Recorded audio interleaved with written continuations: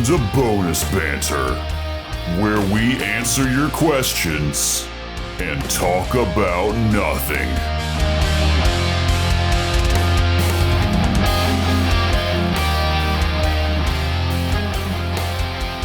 Welcome back to Bonus Banter. I heard you guys like food.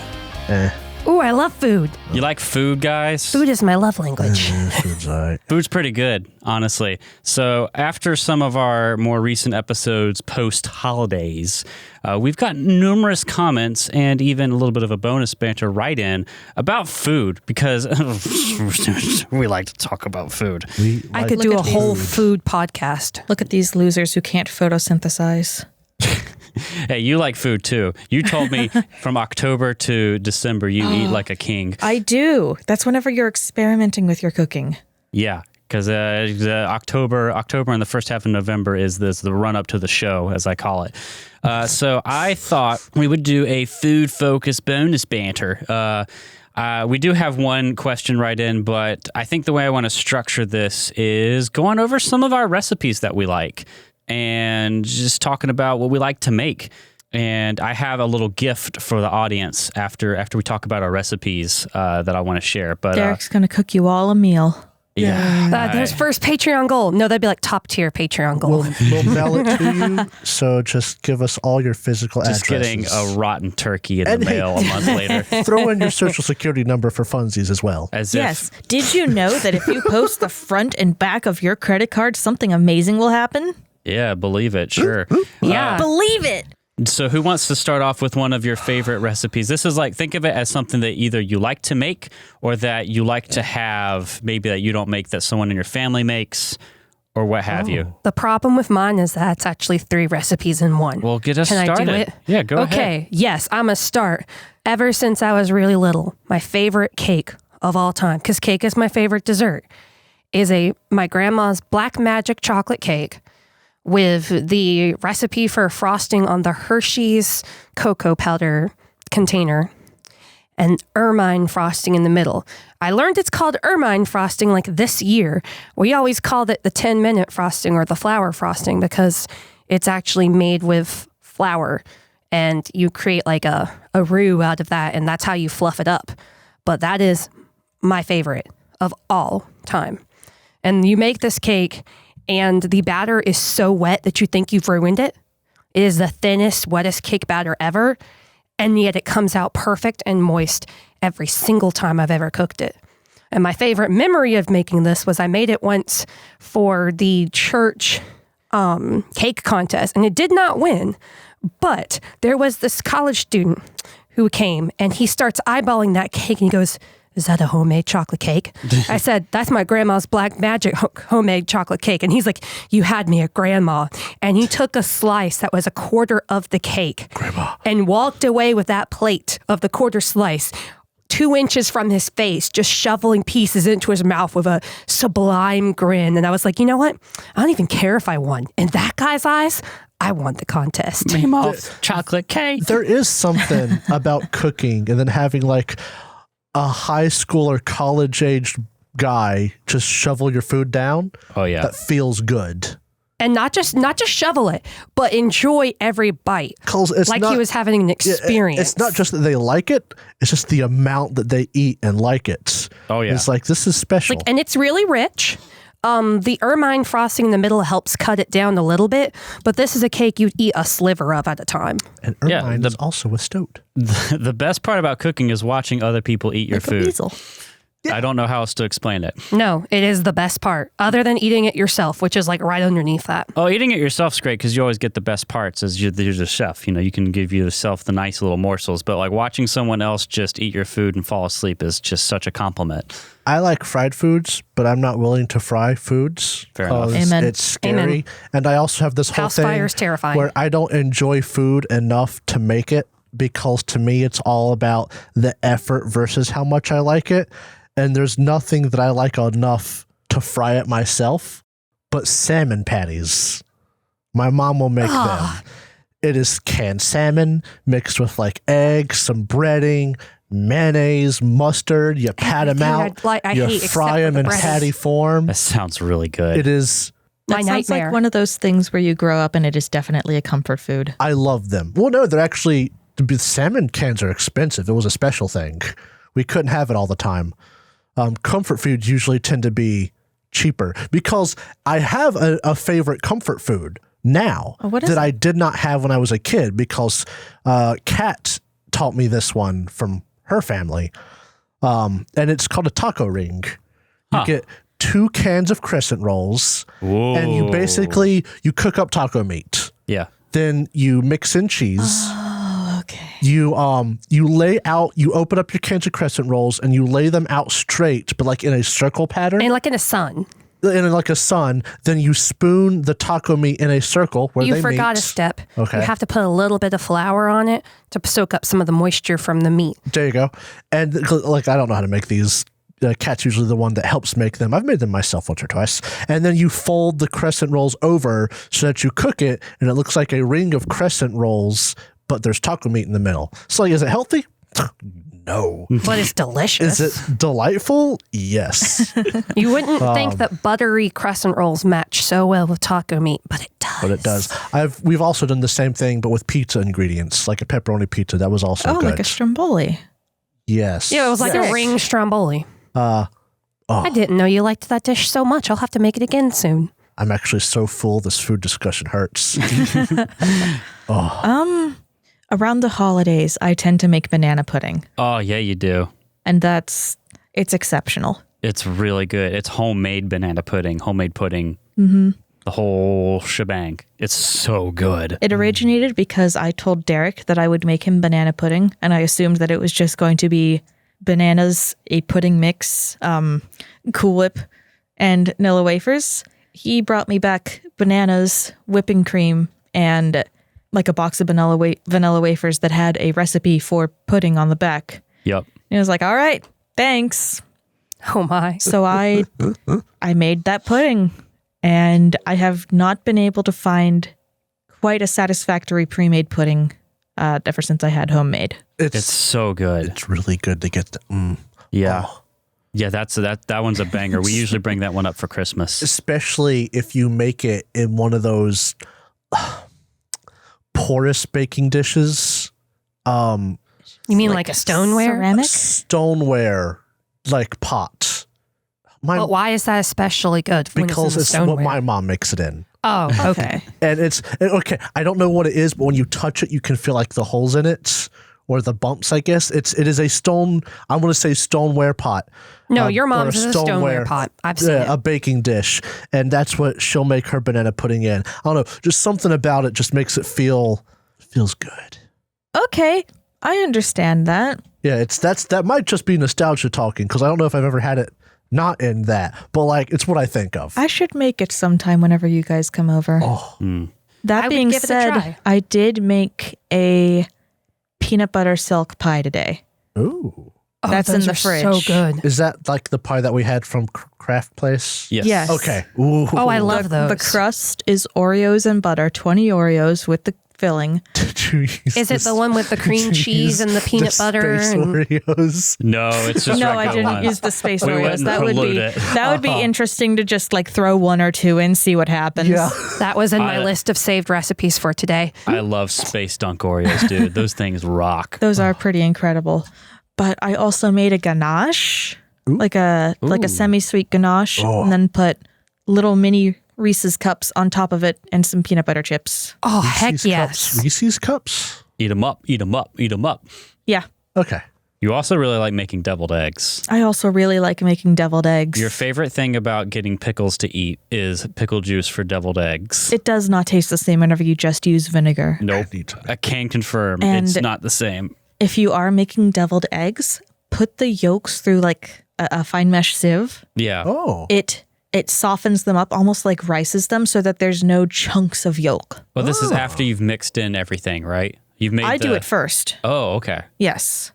Yeah. And then I put everything in, and then it mixes in really well too. It's all very homogeneous. Yeah. The homogeneity is One peak. time when you were making the yolk filling, you sieved it, but you also put it in like a like you would do with icing. You put it in like an icing pipette. Yes, that's what I normally do, and it's a Ziploc bag. We are not that fancy, honey. Well, yeah, but I mean, does anyone actually buy real pipettes that just do the bag thing? There's probably exactly one baker that listens to us. Yeah, okay. I actually have a couple of the pipe bags and tips when I wanted to be fancy. They were gifted. I actually have a few of the reusable ones. They're quite nice. You do, yeah. But piping out that egg filling into the deviled egg, like, oh, it's so fluffy and so All y'all nice. who like deviled eggs. And I put bacon on top of it, bacon and paprika. Oh, yeah. It's so good. That's so good. I have a lot of things that I like to make. Oh, really? I do name too. One of your recipes that I'm partial to, roasted turkey breast. Oh, yeah. That is my favorite thing. The audience seemed particularly keen on the turkey thing. So because of that, I was going to share some links in the description on how I do my turkey. And basically, there's two things. One of them is the actual video on how to, basically, you have to know how to butcher a turkey or any bird, right? And so there's this video by Not Another Cooking Show in all caps. I don't watch any of his regular content, but it's called Fuck the Whole Bird. I cook my turkey like this now. And basically, he goes through, you butcher the turkey, you dry brine it, and then you basically sear it on the stovetop and then bake it in the oven, but you do the breasts and the legs separately so you can pull each individual piece out. Dry brining is such an interesting experience because it smells like what it's going to sort of end up like tasting in the fridge for like a day beforehand. So if it's Christmas or Thanksgiving, I've got my dessert pre-made. I'm putting it in this garlic scented fridge. Yeah. I gotta make sure everything's like airtight. The thing is, I think in his video, he just dry brines, he pats it down, but then dry brines it with salt. And there's a video, one of my favorite food YouTubers, like that's really good, is Brian Lagerstrom. The B-Man. B-Man, yeah. A lot of my recipes that I really like come from him in some way or another. And he has a very, very old video on him making rotisserie chicken at home. I'll link both of these because I basically use the dry brine he has because it's not just salt. It's like salt, garlic powder, poultry seasoning, some sugar, some black pepper. It's a mix, right? So I basically, the video is very old and he's got way better videos now. It's like from 4 years ago. And much more gray hair. Yeah, but I use that Poor guy. brining mix, just basically double the amount and then use it on turkey. That is if I'm doing all the pieces of turkey at once. Sometimes I'll butcher the whole turkey, put parts of it away in the freezer or whatever. But in general, the thing that I'm really big on, I like cooking in general, but what I really go for is things that are easy-ish to make. Easy to make is not a big deal, but are inexpensive and have some component of them that will keep, especially in the freezer. So one of my favorites is this chili, which I got from Brian Lagerstrom. I've modified it a little bit. But it involves like dried chilies, like ancho, guajillo, pasilla, or whatever. The first time that you made this, you have to like roast them yourself so that it wakes up the flavors. It basically pepper sprayed our house. Well, those are toasted chilies already, or smoked, excuse me. But you have to you have to roast them to get them to like puff up. Yeah, and it will. You have to just have that fan on high because it will. It will. Our unleash cats. Whenever you did that for the first time, I was hanging out with Loaf. He was sitting on my chest. He looks at me, and his eyes are like real squinty and watering, and they're getting a little puffy. And I'm like, "Oh, dude!" But so I went and opened up the door. In that video, he does his meat for the chili is boneless short ribs that he basically turns into ground meat himself with a food processor. So it's kind of like ground meat, but it's also got some chunkier bits to it. Boneless short ribs are kind of pricey, so I swap in like 80-20 or better, leaner ground beef. But like that chili for me is great because it comes out delicious. And then 8 ounces of it is enough for me as a lunch. But then again, I don't really eat a ton of food. So I make 1 pot of chili a month, have it for dinner. It's wonderful. And then I put it into 8-ounce containers and freeze them. And, I'm basically doing a lot of the things I like to do are like meal prep, but I'm not like an athlete. I just try to make food easier for myself so I can cook at home more. Nobody's listening to this being like, oh, I bet Derek boils chicken breasts. No. Oh, God, no. But it's the same way with curry. There's a couple different curry-like recipes. One's faster, one's longer. I have a chicken curry recipe and a butter chicken recipe. Butter chicken's a lot more involved. But I don't like butter chicken as much as I like curry, though. I know. I love the butter chicken. It's so good. But when you do that, you can freeze like 8 ounces of it and then have it over. You can also freeze rice that you make. You let it cool down. You put it in a Ziploc style bag. Make it nice and flat. Yeah. Then whenever it's frozen, you can basically crack off however much rice you want. Heat it up in a bowl with like a wet paper towel over the top for a couple minutes, and you have fresh rice basically in this curry. It's great for your daily dose of microplastics. But I love things like that are, especially if it's easy to make, it freezes nicely and it reheats nicely or something like that, because then you get all the benefits. You've cooked at home, you've saved money, you have better tasting food, and now you can eat it quickly later on. That's a huge thing for me. That's me at 4 a.m. Right? So consequently, I love stews. Any super stew is awesome for me like that. Another recipe I think that I really enjoy. One that you and I bounced back and forth. I used to make beef stew. You made beef burgundy at one point in time. Well, that's a project of a meal. Pulled that into my beef stew recipe, and we've been bouncing that back and forth, trying to make like a crock pot version of beef burgundy. Ooh. Yeah, there's a fun recipe you found that does that. You basically you're making beef stew in the crock pot more or less, but for the meat, you cut up a chuck roast, you season it, and then you flour the chunks. And you cook little bits of bacon like lardons in a cast iron. When they're done, you leave the bacon grease, and then you cook the beef chunks, or not cook them, you sear them in the bacon grease.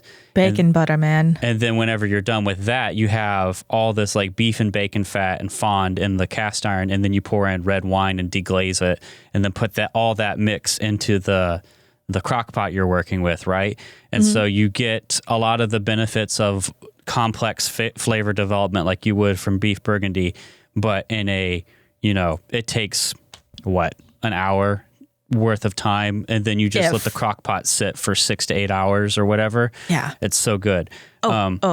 Also, you mentioned bacon, like bacon fat. Replacing a little bit of the mayonnaise in the deviled eggs like I do with bacon fat is really actually good. Really good. Yes. In general, and if you can if you're cooking something like chicken, bacon, whatever, if you can get some fat from it that is not like corrupted by whatever else you're cooking with, and save it for things like that, it's really good. I love duck fat. Whenever I've roasted duck before, duck fat is so good to roast things in.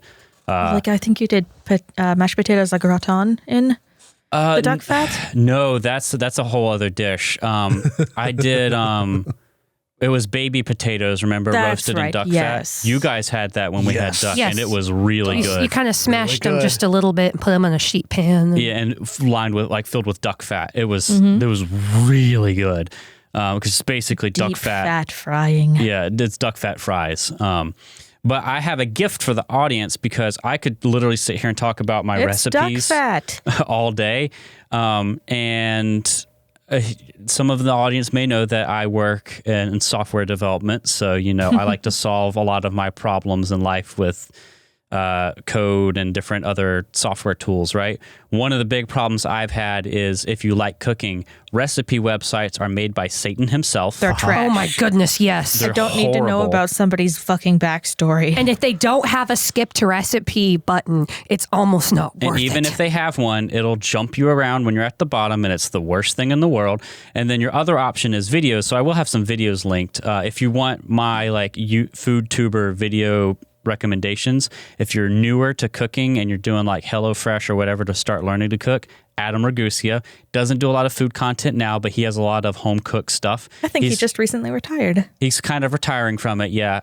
Good for him. He's not a professional chef. He's like a dad who cooks basically, but he's made a lot of good food videos, so he's a good introduction to it. He's how I learned how to make pizza. And then once you know what you're doing with cooking a little bit and you want to like level up your game, you want to start doing like restaurant quality food in your house. You don't have to be great at it, but you're willing to challenge yourself a little bit, is Brian Lagerstrom. Love his videos because he is a professional chef that has switched to home. And a lot of professional chefs on YouTube that are doing content approach it like making food in a restaurant. And Brian Lagerstrom has some videos like that. Like, this is a project meal. Like, beef bourguignon is going to take you, 2 days of different steps, right? Yeah. So that's a project meal. But he has a lot of things like, this is for weeknights. This is a restaurant-style meal that I have adapted to work for a home cook. So he's really, really good. And you can tell he tests his recipes a lot. You can watch his videos without getting overwhelmed like one might while watching Binging with Babish. Yeah, I'm That's not, good. Because as much as his stuff looks phenomenal, it also definitely looks like there's a high entry point. Yeah, you got to know what you're doing. Basics with Babish is pretty good, but I'm not super into a lot of Babish stuff. That feels more like food content instead of like information and learning, like Brian Lagerstrom. The other goat on YouTube is Chef John from Food Wishes. From foodwishes.com. I love him. Also professional chef, does the same kind of approach from the home chef perspective, and he has some banger videos, dude. He's one I got mashed potatoes au gratin from, and that recipe fucks. It's Just so the way good. You said that. What else were you thinking about making? The Polish pickle soup? Polish potato soup. I forget I don't think it's an actual like traditional Polish dish. Yeah, it's just flavors inspired by. It's a potato soup with like lots of dill sour cream, a lot of dill, actual pickle juice or something like that. and pickle chunks. Yeah. And pickle chunks. And and kielbasa. It's just like, okay, yeah, we've hit everything for this to be Polish inspired. Sorry, Polish listeners. Yeah, I know we have one guy in Poland that listened to us. Oh my at God, least. really? I was joking. Yeah, he'll probably give us a traditional soup or make fun of us Americans for calling something. Hey man, if you're listening to this and you don't, we're just going to assume that you think this pickle soup is normal. This is what you eat every day. There is actually, speaking of Eastern European food, I really want to go eat at a place in Raleigh that's Polish and Eastern European. They got like pierogies. It's semi-upscale. And Jacob still hasn't had pierogies. Yeah, bro, how have you not had He pierogies? still hasn't had pierogies. They've been in our freezer for like a year. Give me pierogi. Not today, though. My Thomas. Yeah, I know. Yeah. It always happens. The day we remember is the day I'm like, I don't feel good. I don't feel good. We just need to plan for it. But anyway, and not eat 2 days beforehand. To circle back to all Eat iron this. jelly for 2 days straight. Then you could do it. To circle back to all this, so I work in software and I have this problem. Recipe websites suck. Video recipes are great, but they're hard to work with when you're in the kitchen. You watch them beforehand, you kind of like prep it, but sometimes you need lists and you don't want to scrub back and forth while you're working in the kitchen. You've got meat hands. So like I was like, there's got to be flour a way hands. to host my own recipe website that isn't ass. I have meat hands. Thank you, Jacob. What, did your mom make them? Yeah. Poor Derek's just trying to get to the point, guys. So 2 years ago, I think, I found this project called Mealy, which is an open source recipe website, like self-hosted. And I've been hosting that for a couple years now. But as a gift to our audience, I have spun up a subdomain on our website called eat.thirdgallon.com, also going to be linked. You're going to eat 3 gallons of mayonnaise. I am making My worst nightmare. I'm making a public-facing version of my own recipe, self-hosted recipe website. I will say this is, Derek's little side project that I've just kind of spun up. I don't know if the IP I got for my VPS is static. So if you go here one day and it doesn't work, please email me. There's like thirdgallon@gmail.com. I will see it and I will probably fix it pretty quickly. But I'm going to start pulling in all the recipes bit by bit. I don't know if all of them will be up when this bonus banter goes out, but I'm going to try and pull in some of the important ones that I use. I have a pretty big Mealy instance, and I've been trying to get other people to use it. Micah's added a recipe called Mama's Lamb Stew, which is pretty good. And I know there's a guy at work, Ben, who's into cooking, that I've been trying to get him to use it because I want it to be like a community repository. I think that Michael Howe and Zelda have used it too. They've used it to make things. I don't think they've contributed to it. But the public-facing one, I'm going to curate and put things in. My private one, obviously, I'm having a bunch of people contribute to. But the public one, I'm going to manually pull a lot of things in that I think people will like. So we don't have 30,000 different chocolate chip cookie recipes that are all the same thing. Exactly. I will say that I know a number of our listeners are international for us in Europe and other places, right? And there may be a lot of things that these are ingredients Americans can get. And, it might be hard to get it. And then, everything's going to be in fucking freedom units. That's right. Yeah. A lot of the Brian Lagerstrom recipes, you'll see, if I have gotten a recipe from Brian Lagerstrom, you'll see like this is from it, and I'll have the YouTube video link. And anytime you see a YouTube link, I recommend watching the video because it tells you a lot more than the recipe does. And he's so charismatic. He's just fun to watch. But the cool thing about Mealy is you can import recipes directly from recipe websites. It'll like scrape it and pull it in. And most of the ones I've pulled in, like I have a stir fry recipe that I do for weeknights a lot. And it's measured in tablespoons and pounds and all those delightful freedom units. So I do have to say, though, that stir fry is the only stir fry where I'm like, oh, yeah, I want to eat these fucking cooked vegetables. Yeah. Yeah, it's really good. You normally do not want a vegetable to be cooked. You don't cook them very much in that stir fry. That's why. They just get like singed, basically. Although the key to that stir fry, it says get flank steak and thinly slice it. In the U.S., at least, you can buy in the meat section, they'll have like shaved beef, like for making Philly cheesesteaks. Which is pretty good. And that's like the best choice because it's already very thinly sliced. And you just can... You don't even have to pull all the bits apart. You just season it, chuck it in there, and kind of go at it with a tough spatula. I have a metal like street the food. The Benihana ones. Well, the street food vendor metal spatula, that thing's great for that. But yeah, dude, I love to cook.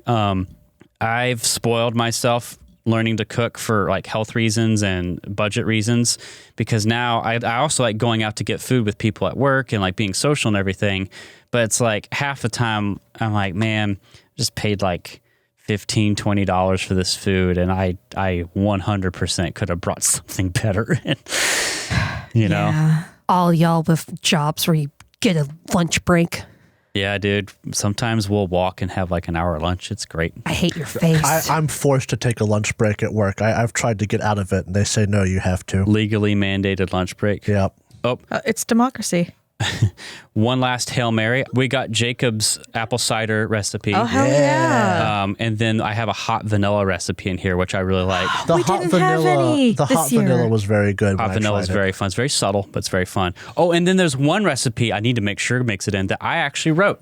It's the creamy potato and leek soup. Mm-hmm. I found a potato and leek soup recipe by Adam Ragusa that I like the flavor profile of, and Brian Lagerstrom has like a soup base video. It's called the Creamy Soup Blueprint. So it's like how to make any vegetable creamy soup, and I really liked using that for a couple other things, and I kind of combined them, but I also modified it a lot because potato soup, if I just do it creamy soup style, it's like all homogeneous texture.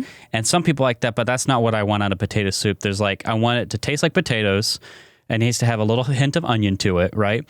And then it has to have chunks of bacon in it, little bits of bacon. And the potatoes have to be a mixture of creamy smooth and have little potato chunks in them. Oh, yes, right? there must be chunks of potato. So I basically used the Creamy Soup Blueprint. I looked at Adam Ragusa's flavor profile.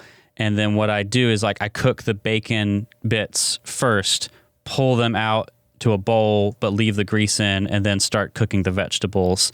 And then whenever the vegetables have like simmered, you go through the whole process. Instead of pureeing everything, I pull about a third of it out to another bowl, puree the rest, get it super smooth, then add the chunks of potato and bacon in, mix it up and season it. It's really good because it's a nice balance between the creamy and then having the mixture of texture of chunky potatoes. I feel like the way that that's set up, it would also work well for like a pumpkin soup. Very much, yes. The thing is, I don't like pumpkin. However, I do know that the best pumpkin soups are usually a very homogeneous texture with something on the top.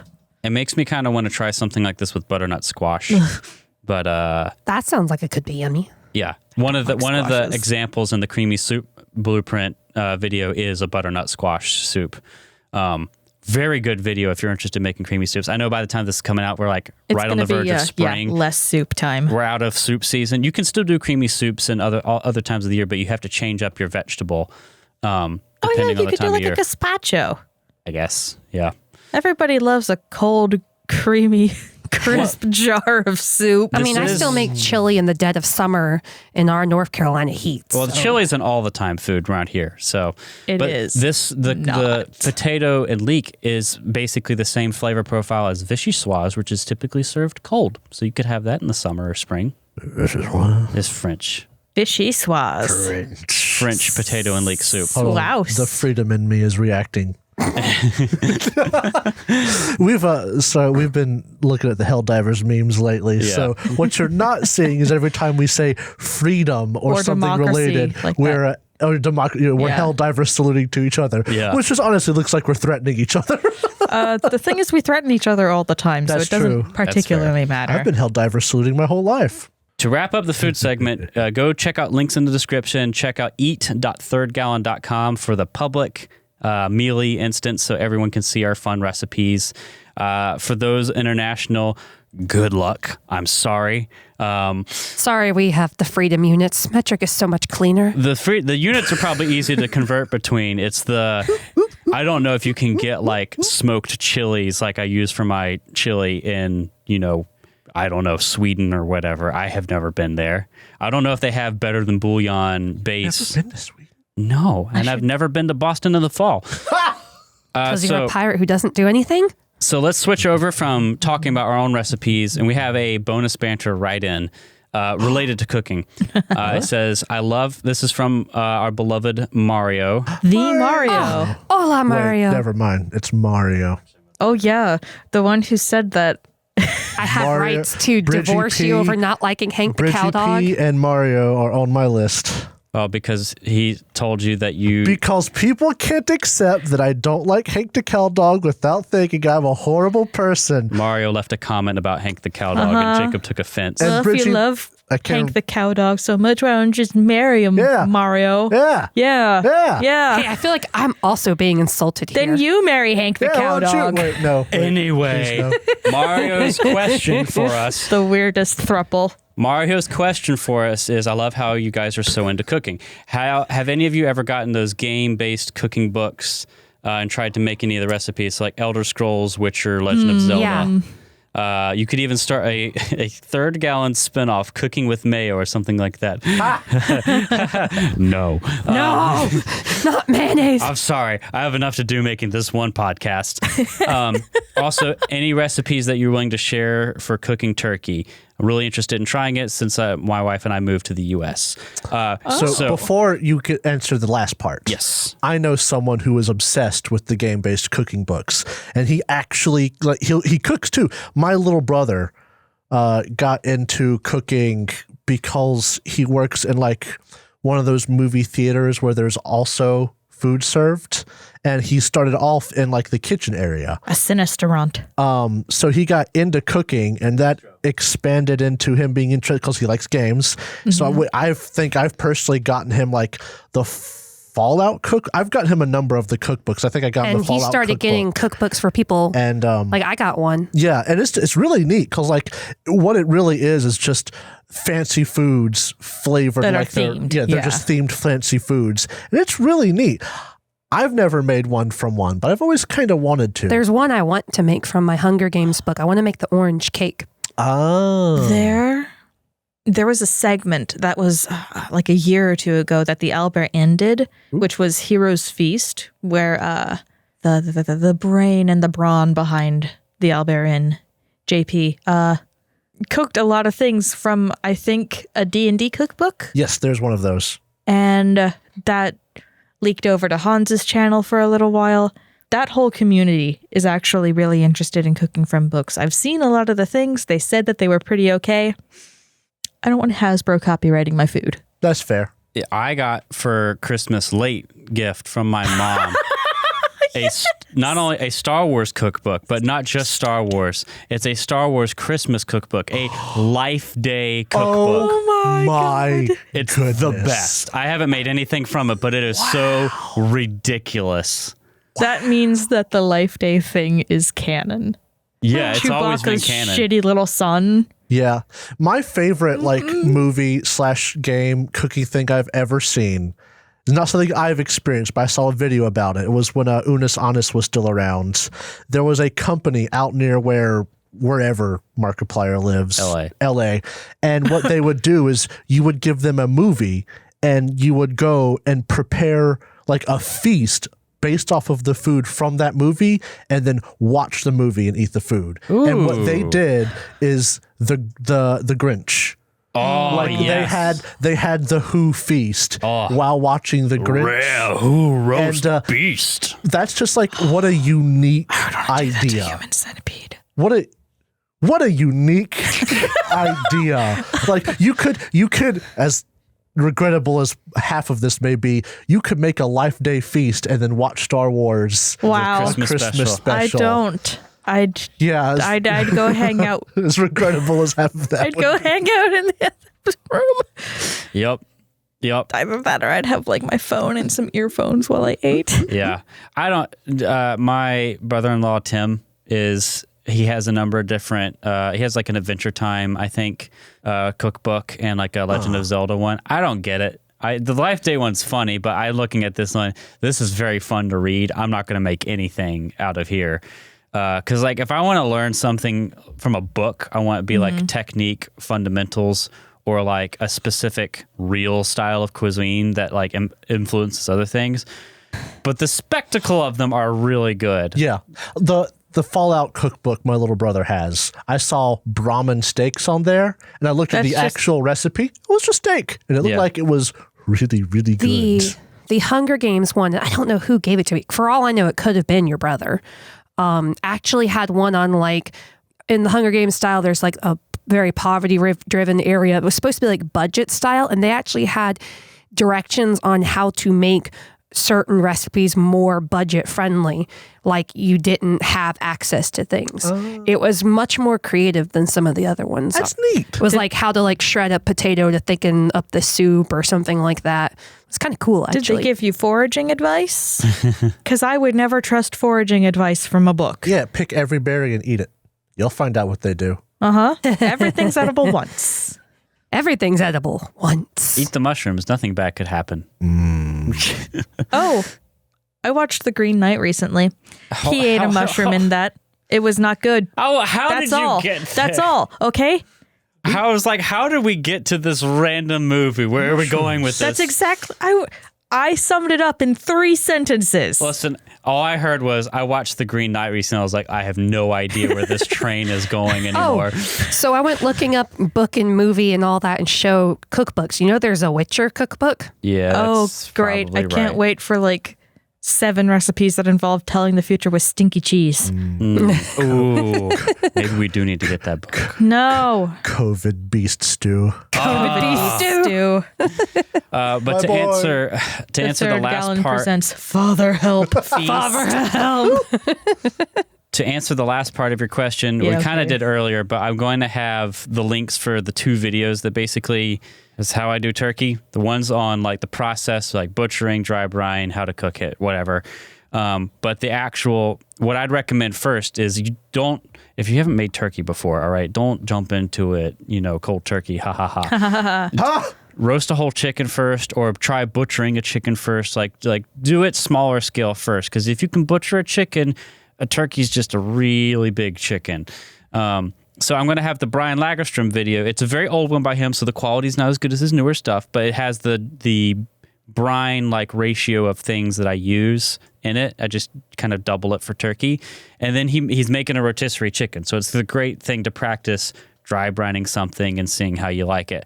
With turkey, or rather with the chicken, you don't have to butcher it. It's small enough you can get away just roasting it whole. But if you want practice butchering, try butchering a chicken. Highly suggest. Yeah. And the great thing about that Brian Lagerstrom video is you make that chicken and you could butcher it, get the practice. Whenever you're serving it, what I would recommend is take the meat and skin like off the bones before you eat it. Like don't eat down to the bone. Save like the carcass, the meat, the bones and then just serve the meat and take the carcass and bones and make stock with it. Oh, yeah. Because it makes some baller chicken stock. On the recipe website that you guys will see, I'll have my recipe that I use for Instant Pot chicken stock. Instant Pot's my favorite way to make chicken stock. If you don't have an Instant Pot, you could use the bones from this to make stock, but you'll have to find some other way to do it the more traditional way. That's become a mainstay in the holiday preparations, is making stock so that we can have Gravy. solid gravy. Yeah, or whatever else. Like my flow is I'll have a whole chicken. We'll do the rotisserie style. So we'll have like a meal out of that. We'll take the rest of the meat and have it in the fridge for like the next few dinners or lunches or whatever. And then we'll make stock from the chicken carcass that we just made. And then the next day, I'll take the stock I just made and make chicken soup with it. So it's just like this continuous cycle of using your stuff fresh and making meals. I love also things like that, meal recipes that have leftovers that tie into each other. The little cycle of stuff like that it's really good. Anyway, we need to stop talking about food. The other write-in we had for our bonus banter segment this week is actually one that we've had before. We've gotten this question before, but from someone else, so we'll answer it again. Is there a piece of media, book, movie, game that you would love to see adapted into a TTRPG? Conversely, is there a piece of media that you think wouldn't work as a TTRPG at all? This is from Prince Casper in Germany. Oh, hey, I'll go Prince. first because I have an update on my last answer. Oh. I said the Magnus Archives. It's a podcast, a audio drama. You mean the one that got one? Yeah, the one that got one. Uh-huh. Like last time they hadn't had one, and I believe they didn't have like one in the plans either. But then they kickstarted one, and it looks like it's a. I've sent Derek the quick start PDF, like give you a glimpse of the rules, and it's got some really fun and unique rules in there that I think is pretty cool, and I look forward to playing it. I kickstarted it, not for the physical book because it was expensive.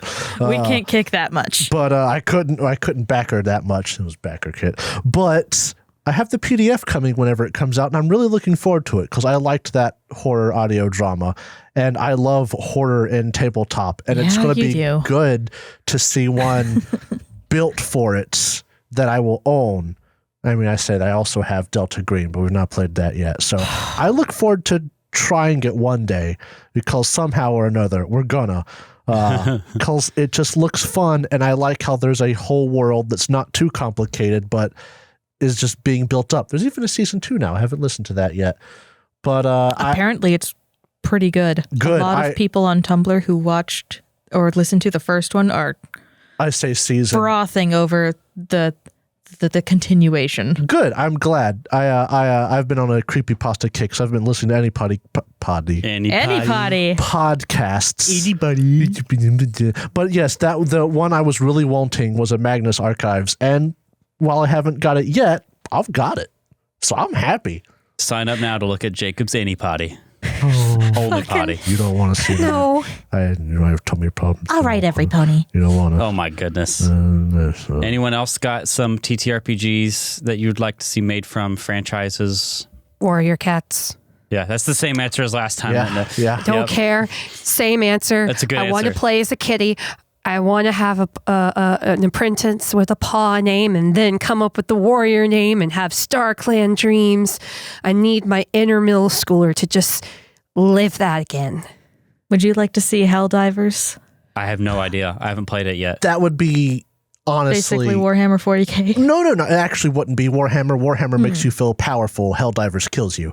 It'd be a I good think war game. It'd be actually very similar to a Halo or a Clone Wars tabletop RPG. Because your Warhammer's Wars would be interesting. Warhammer's about numbers, dying, and then Space Marines, if you're looking from the human perspective. Whereas it's like as an RPG and not a war game, people just die and die and die and die en masse. Helldivers at the very least have to be decent soldiers. They'll die because hordes of bugs and robots, but they actually do soldier stuff. And I feel like Warhammer isn't actually a reflection of the mechanics of Helldiver. It's the mood, like humanity number one, not human, blow it up. Not human. Not human, but like the actual mechanics of it, I don't think would be Warhammer-esque. I think it'd be more similar to a Star Wars, Clone Wars, or Halo. I could still see it as a war game, but it'd be something on the lines of the smaller scale styles of was it War 40K Tactics or Squad Level or whatever? Yeah. Something like that. My classic answer for this question is I'd love an Ace Combat RPG where you're like you're role playing fighter pilots and you have missions and different things like that. There's something that was similar to it. It's on my drive-through RPG. I'd have to go look at it again. But I have a new answer to this. Ooh. I thought about it today when we were going to get coffee. I would love a JoJo's Bizarre Adventure role-playing game where you have a stand user and you get to make your character and your stand user. First edition is Haman, second edition is Stand. Yeah.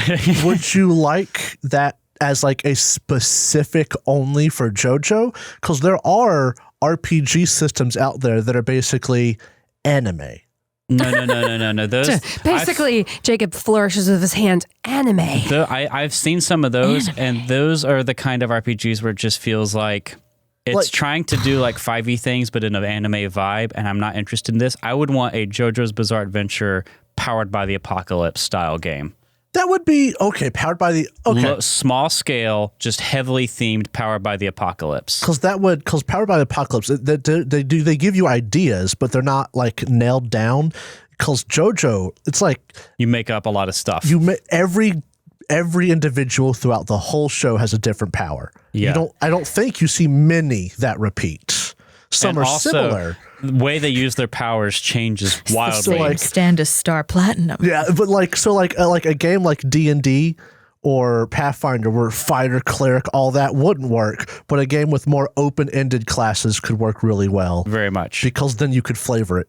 Yeah. For whatever special power If you I was want. designing it, there would be multiple types of stand users as like classes or whatever the Power by the Apocalypse effective stand-in. I don't know if when it's you say classes, would that be like tank, healer, damage dealer, or yes? Okay. But there'd be like, And also, like, is my stand just a shit sucker? there's just like Bubble. the main character type of stand, like your Star Platinum or your Hey, whenever you watch part 4, what? you'll learn to fear bubbles. I saw a meme. It had to come from somewhere. So Oh, okay. And there's like the utility stand, like you can have like a different types of stand users, but then you have to have something like the non-stand user Joe Bro. Oh yeah. Like you have to have a couple different types of non-stand users who still just somehow help out. Like, was it Kakyoin for the first bit?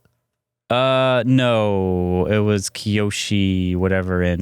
Was that his name in part 4? The short dude. I thought that was. I'm going to have to eventually watch I don't some of this, know aren't their I? names very well. I can't In even keep the up with the first one, JoJos.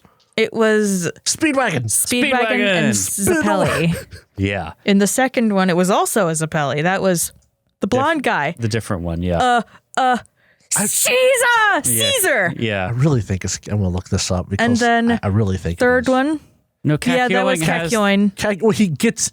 Oh no, you're right. I'm thinking of the short guy, but I'm using the name for the guy with red hair. You're right. Yeah, no. Yes, I love I Kakyoin. tried. Cherry okay? Earring Man had a stand from the beginning, all right? Yes. Yeah. Yeah. Okay. I was just thinking of the wrong He also character. looked so cockeyed in every single shot, right Yeah. up until everything changed. But that would be a really fun Powered by the Apocalypse game because it's an anime. The Yeah. rules are not only just anime, it's a shonen anime. The rules are the only women is I hate women. there's no rules at all.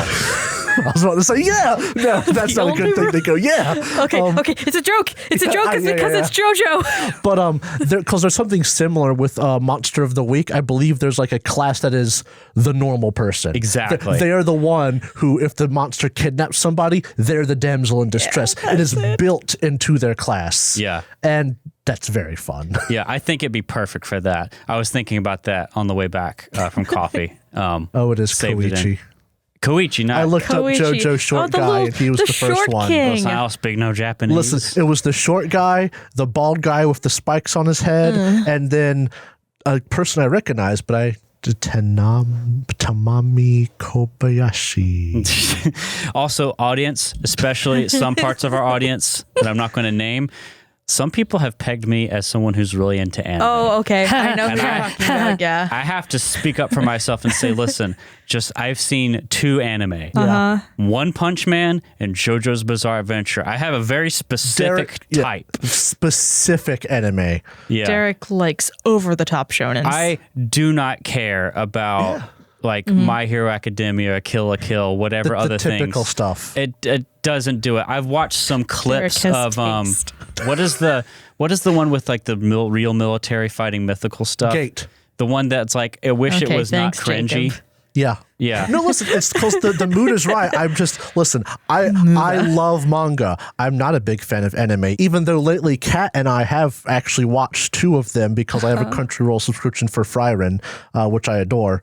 But like Freerun is amazing. I love manga, and it's just there are things about manga that I do not enjoy overall. Yeah. And unfortunately, Gate is kind of full of those. I like the idea. I like the mood. Yeah. It's the same reason Crowd why. pleasing. It's the same reason that while I love Isekai, there's a lot of stuff in Isekai that I don't enjoy. Yeah. So I'm not an anime person. I don't mind watching it, but I have never felt drawn to Attack on Titan, whatever else. Yeah. If I see dumb story about like punching things, like the stupider the concept, the better. Listen, One Punch Man, it speaks for itself on why Yeah. it brings me in. You know, guy, he's only one punch. Like that's freaking great. And then JoJo, it was like seeing all the art, especially of the earlier seasons where everyone's built like a tank. Yeah. And everyone's I'm just 12 constantly- years old. It's so wonderfully homoerotic. It's delightful. wrong. It's so good. That's what pulled me in. It's so like over the top ridiculous, and it takes itself so You seriously can tell about that it. the artist really wanted to draw just huge men. You could possibly enjoy Mashal. I have no idea what I've this been is. suggested very many times Dungeon Meshi. Mashal, Muscles versus Magic. It's the main it is character goes to so- Hogwarts, but let's not Essentially. give him magic, and his solution to everything is punch. Punch, the kick, issue with Mashal fitness is his solution. is it feels like you're watching another typical Naruto, Bleach, whatever anime where you have fight. In the middle of the fight, it's like a 5-minute backstory. I don't hate like that. the pacing of Yeah. of most anime. I love Mashal's theme and I love reading it, but sometimes watching it, I get bored because it takes so long for the punch to happen. Yeah. But It's I so still dumb and enjoy delightful. it because it is also stupid. I love and I that. love it. One more anime. Another fucking shonen. Cyberpunk Edge Runners. Yes, actually. I don't think of it as an anime because it's just so good as like a regular show. The circle and the Venn diagram for anime good are 2 separate circles in your mind. The what? The Venn diagram for anime and good content are 2 separate circles in your mind. yeah, I they said are. what I There's 2 said. separate circles in your mind. They're just barely There's no touching it. It's overlap in 3 the Venn things. diagram. There's except like for this 3 little dip. pixels where they overlap, and it's JoJo, One Punch, and Edge Runners. It's also Edge Runners there's a lot of visual style that anime takes on and a lot of setting that comes with it. Japan.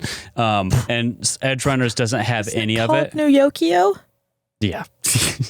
But oh man. My favorite thing about JoJo as an anime is I've seen, the meme, and I've seen like parts of other animes where it just takes so long to do anything. And JoJo, like the first season is old at this point, but so much happens. It's like 5 seasons of an anime and 6 episodes. You gotta watch the entire thing. You gotta have your eyes glued to the screen or you will miss So like much happens. such important stuff. It's why I like Freerun, because even though its mood is more of a slower, sadder mood, a lot of it, the stories that happen, sometimes like 2 separate stories will happen in one episode. Yeah. And I like that. Oh, man. Even whenever JoJo started slowing down and like Stardust Crusaders and Diamond is Unbreakable, whatever, a lot still happens. You can have multiple fights each episode of an anime. It was almost refreshing in Diamond is Unbreakable to have this like Slow down. this slice of life and then all of a sudden somebody explodes. Yeah. Things get serious. Yes. And then they go out to eat, and then somebody dies. And I'd love if you talk about the homoeroticism of JoJo. Part 5. I haven't seen Stone Ocean yet. I do need to still watch that. But Golden Wind is just I call it Araki you hack in terms of the designs of the characters and the ridiculousness of all the stands. It's just so out there. We should show the art. Araki you hack is Rohan. Yes, when he's self-insert. Yeah, it's Araki you hack. I'm pretty sure that he drew himself with Rohan. You hack. Lovingly. Derek has been watching Bricky interact with Sam Wake. They know we watch Brick. Okay, we've been doing My Beloved for years. No, we should show. During COVID, before the podcast, back when I had time, I was trying to learn to draw, and I traced some characters. Yeah, you did.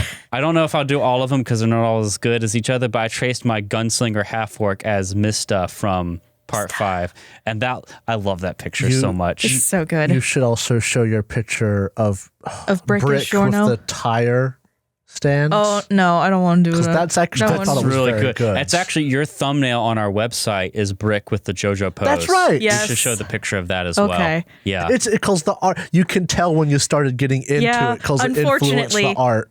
Yeah. Unfortunately, Dio had his slutty little fingers around my throat for like 2 years. As Dio tends to do. Oh, you are approaching me. Maybe. Can't kiss your face all the way over here, bitch. At this point, the audience knows is that we're about to switch into book 3 of Outlaws of Alkenstar. Maybe this is our anime book. Oh no. No.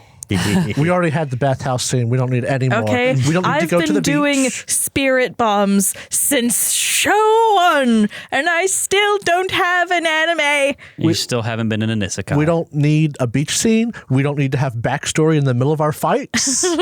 Okay? That'd be really funny if we did, though. So funny. Honestly, it That'd would. be really funny. Just gonna open up Next Google one of Docs. you guys who writes a backstory scene, I'm just gonna pick when I want it. We're not gonna do the traditional at the top of the episode. I'm just gonna be like, all right, it's your turn. Will you want to read that thing for me? I'll help you do it just to frustrate Jacob. I don't want to fail a deck save and fall into a character's chest or anything. No, let's keep the anime out. My favorite line from the bathhouse it would be very scene. funny though. My favorite line from the bathhouse scene, besides the Psycheer being taken apart bits, was Chester is fully clothed. It would be so funny though to have somebody Having none of it. trip and fall into Psycheer's chest and their hair gets caught in their gears. Maybe they lose a finger in there. Yeah. Oh my God. All right. Well. Okay, I can't say I've never imagined Eleanor doing the anime run so her sword goes behind her and I bet you would. Scrape. This is how you beat up Wit. You roll a critical on the boss. You're about to hit them. The DM goes, as your fist gets closer, time slows down, pulls out a 5-page of notes. Let's talk about the flashback the villain has right now and how, because of your words, they will lose because your point was better than theirs. I honestly want to do it. That's how you determine who's right. The power You would of irritate friendship. Jacob so much. I honestly want to do it, not just to irritate you, but because it happened in Legacy of the Ancients accidentally. There was something happened and someone had a dream about stuff like a mechanical thing, like one of the spells, and the GM Skid forgot about it until they were about to go into a fight. So they're about to go into this fight, and it's just oh, by the way. And then they role played for 20 minutes. I want us to go up to Loveless and have Eleanor say, "You're going to lose, not because you're a villain, not because I'm strong, but because I have my friends with me." Can you imagine? And you're lonely. At the last 2 episodes And before. you're loveless.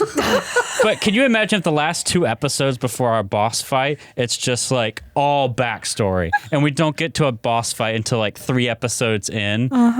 Just taunt them like that. Round 1, we just do 1 round of combat, and then the rest of it is backstory, and then we hint at the next round. Boom. Backstory with flashbacks. No, Derek, you know what we should do? What? Completely subvert it. Next episode, we're teleported immediately to Loveless and she's already dead. Oh my God. End of the story.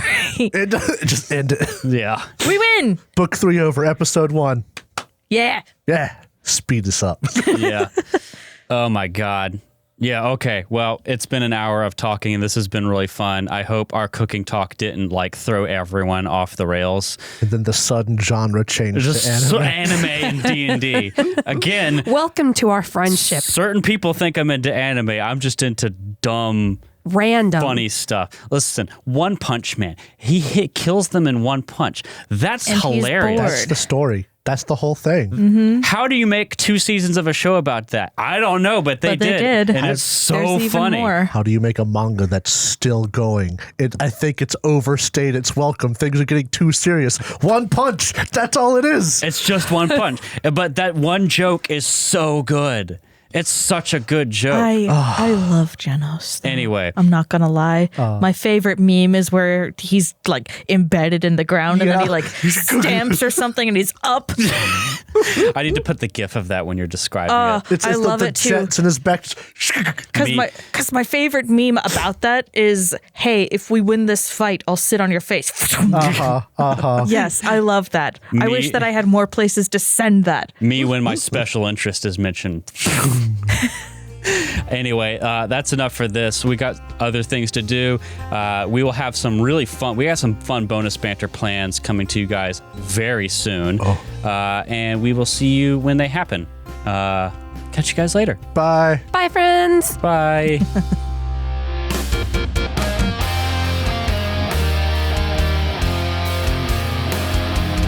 Thank you so much for listening to this episode of Bonus Banter.